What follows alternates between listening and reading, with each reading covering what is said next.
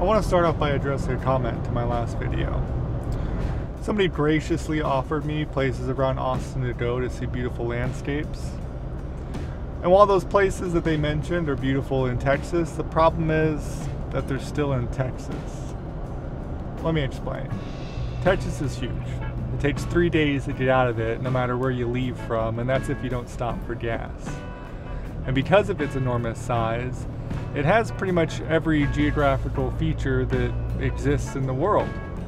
You've got mountains and swamps and coasts and plains and deserts and rolling hills and all that stuff. The problem is these are merely checkboxes. Texas has everything, but just having it doesn't mean it's beautiful. The problem with the hill country is, while the rolling hills are beautiful, they're covered in shrubs for trees. While there are technically beaches, no one goes to them because they're kind of disgusting. While there are technically mountains, there's really only one, and it's practically New Mexico. And while there is desert, it's a 10-hour drive from Austin, and it's not really that Arizona red dirt desert that you would expect to see.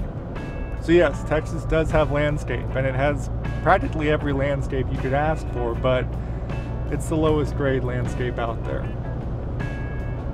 If you disagree with me, you can at me in the comments. It really does help the algorithm.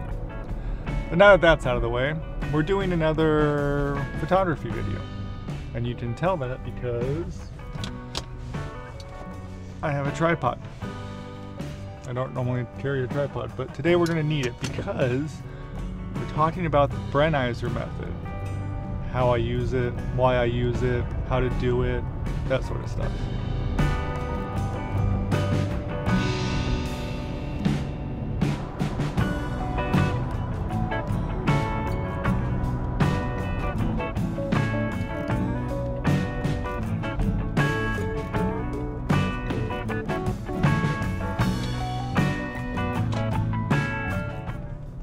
So according to Wikipedia, the Brenizer method is, let me get this right, bokeh panorama, is a technique characterized by the creation of a digital image exhibiting a shallow depth of field in tandem with a wide angle of view.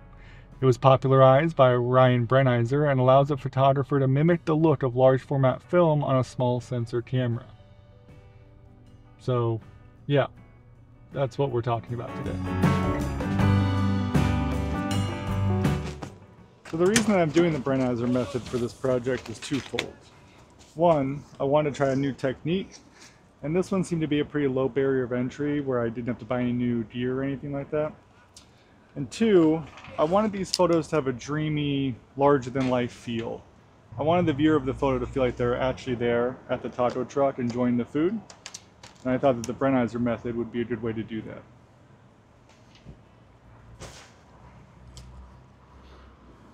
So how does the Brenizer method actually work? Well, for more in-depth understanding, I've linked Sean Tucker's video below. But essentially, and trust me, Sean explains this much better than I can, but when you have a medium format sensor, you have a very large sensor, especially in relation to lens coverage. And then when you have a full frame sensor, it's still a pretty large sensor, but it's much smaller in terms of lens coverage. So to get the same amount of lens coverage as you would in a medium format sensor on a full frame sensor, what you're going to want to do is rotate that sensor vertically and then stack them next to each other, essentially filling the same amount of lens coverage and field of view as you would with a medium format sensor. Again, super basic explanation. If you want to learn more, go watch Sean's video. So how do we actually do it? Well, like I said, we're going to shoot in portrait orientation and take a few shots that we can stitch together in post.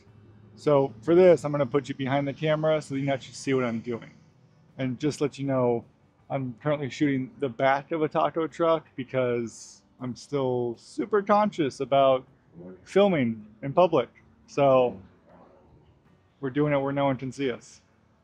Cool, let's get you behind the camera. So here's the initial shot that we're starting with. As you can see, we're pretty far away. So what I'm going to do is I'm going to start by locking my focus and exposure, which I'm going to expose for that, based on my center shot. And then we're going to just start on one side, and move sideways, trying to keep the camera level. And as you can see, I'm more twisting my hands than actually panning. And the reason for that is we want to try to keep the sensor in the same plane of focus, so we're not adding any sort of distortion in our image. So this is going to be the most basic example of the Brenizer method, getting just 5 or 6 images.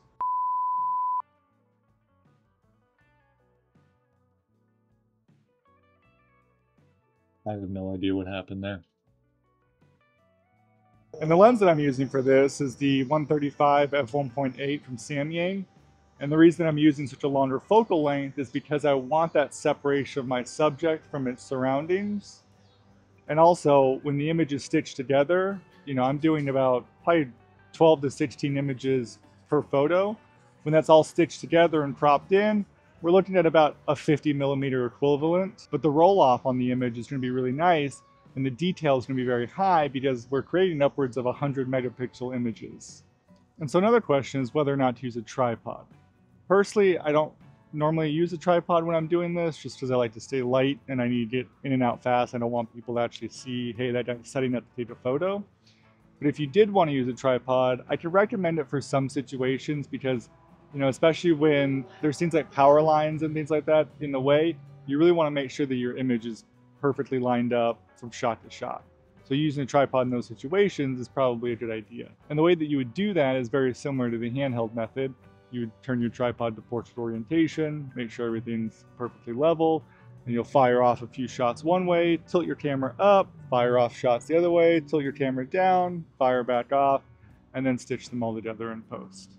So in the next video, I'm going to go over how I actually edit these videos and how I stitch them together and what software I use, which, spoiler alert, is Lightroom. So I'm going to talk about how I use Lightroom to stitch these images together, my editing techniques, that sort of thing. So, stick around for that one, I guess. So I want to show you all a few comparison shots. Here's the truck at 135mm stitched together, and here it is at 50mm stitched together. Both of these shots were taken at f2.8. And finally, here's a shot at around 27mm, again at f2.8. You can see the difference in the separation of the subject as well as the detail in the 135mm shot.